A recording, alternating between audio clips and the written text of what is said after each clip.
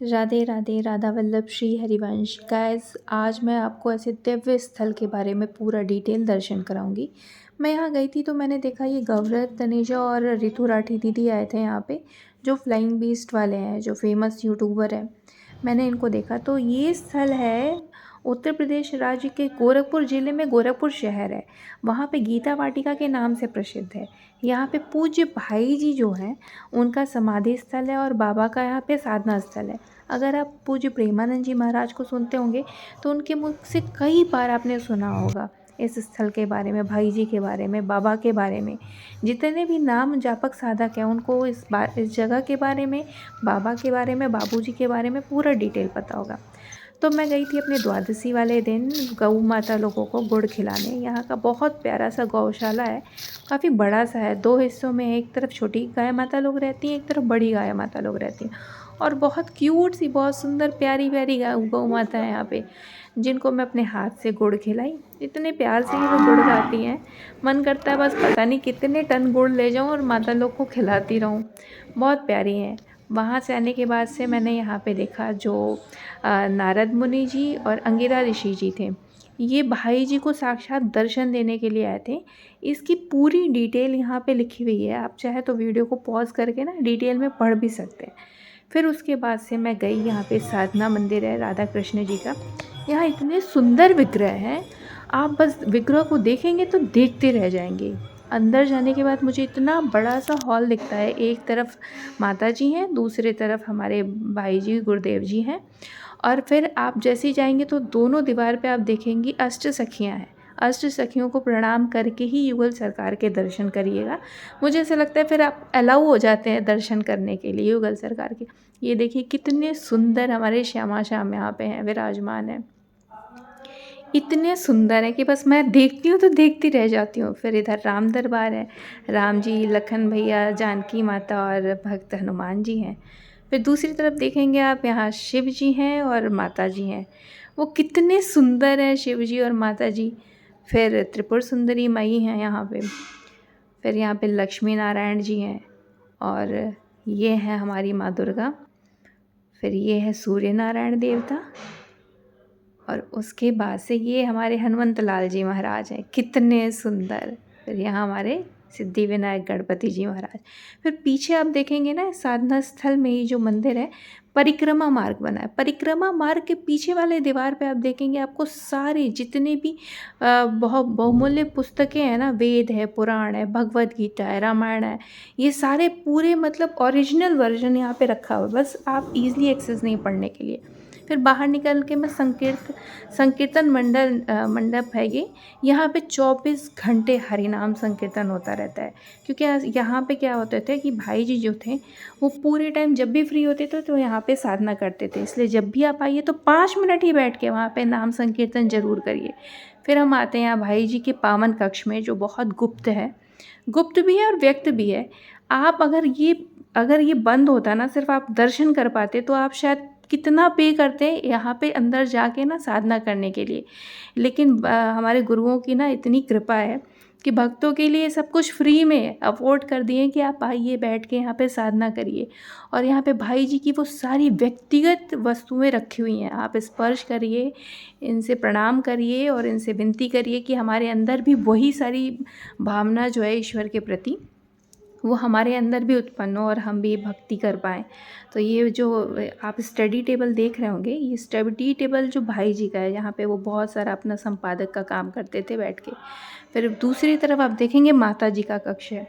माता जी के कक्ष में आप एक ख़ास बात देखेंगे, माता जी का जो विग्रह है उसके ठीक सामने श्री हरि का एक चित्र यहाँ पे लगाया गया है। वो जब माता जी थीं तो उनका जब पहला अनुभव हुआ था ना श्री हरि का, तो उन्हें कुछ महीने तक लगातार यही स्वरूप नारायण का दिखता था। फिर वो अचानक से मौन हो गई थी। तो इसलिए जब माता जी शरीर में नहीं थी तो उनका जो ये उनका रूम था ना, उनका जो कक्ष था, उनके विग्रह के सामने वही फ़ोटो लगाया गया है। और जैसे ही आप बाहर लॉबी में आप बाहर आते हैं तो आप देखेंगे एक से एक खूबसूरत भगवान जी लोगों का फ़ोटो है। मुझे ऐसा लगता है ना कि भाई जी को ऐसे साक्षात वो दर्शन देते होंगे, इसीलिए वो सारे फ़ोटोज़ ना एकदम आपको यूनिक दिखेंगे, अलग से दिखेंगे। फिर भाई जी के यहाँ पे हस्तलिखित वो जो कल्याण पुस्तिका लिखते थे ना, वो रखी हुई है। थोड़ी देर आने के बाद से फिर मैं आती हूँ राधा बाबा के मंदिर के पास। यहाँ पे उनका आरती हो रहा है। ये आरती इतना प्यारा लगता है ना, बस बहुत देर तक बैठ के राधा नाम संकीर्तन होता है, पद गायन होता है। फिर यहाँ से बाबा अपने पालकी में जाते हैं परिक्रमा मार्ग में।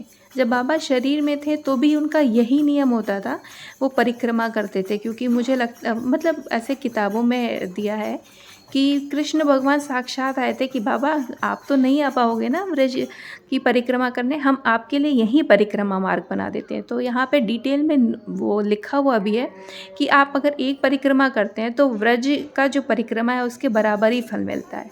और ये परिक्रमा मार्ग हमारी सखियों के द्वारा रोज़ खूब सुंदर श्रृंगार किया जाता है। तो बाबा अपने पालकी में यहाँ परिक्रमा करते हैं, हम सबको दर्शन देते हैं। फिर परिक्रमा होता है तो बाबा वहाँ पे बैठ के कुछ देर उनकी पालकी विराजमान होती है। फिर यहाँ पे हम पद गायन करते हैं, पद गायन करते हैं, बाबा उसका आनंद लेते हैं पद का।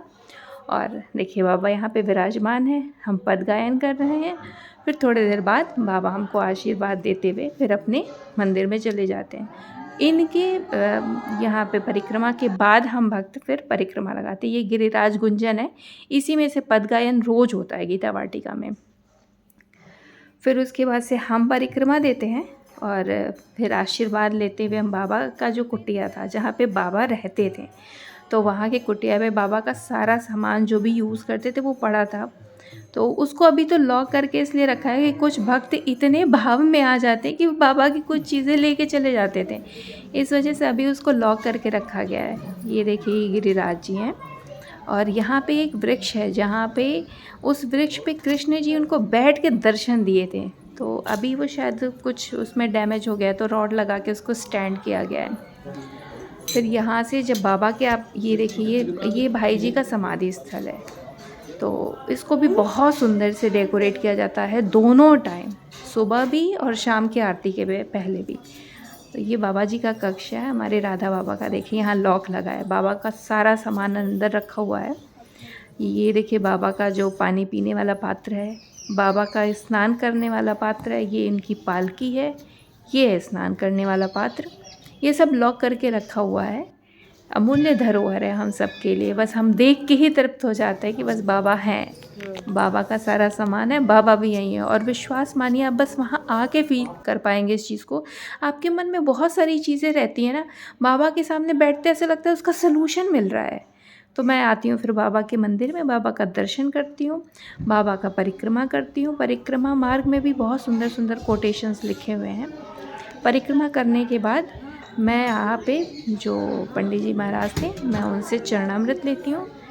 चरणामृत लेके और फिर मैं वहाँ से बाहर निकलती हूँ। तो यहाँ पे 3 समाधि स्थल और है जो माता जी के हैं और जो भाई जी के बेटी और दामाद के हैं। उनको भी भाई जी की कृपा से भगवत प्राप्ति हो गई थी। अब सबको हो ही जाएगी, अगर भाई जी कृपा कर दे तो हम सबका नैया पार हो जाएगा। फिर यहाँ पे ये बाल भोग सुबह का जो होता है उसका प्रसाद वितरण होता है। तो मैं भी लाइन में लग के यहाँ से बाल भोग लेती हूँ और प्रणाम करते हुए विनती कर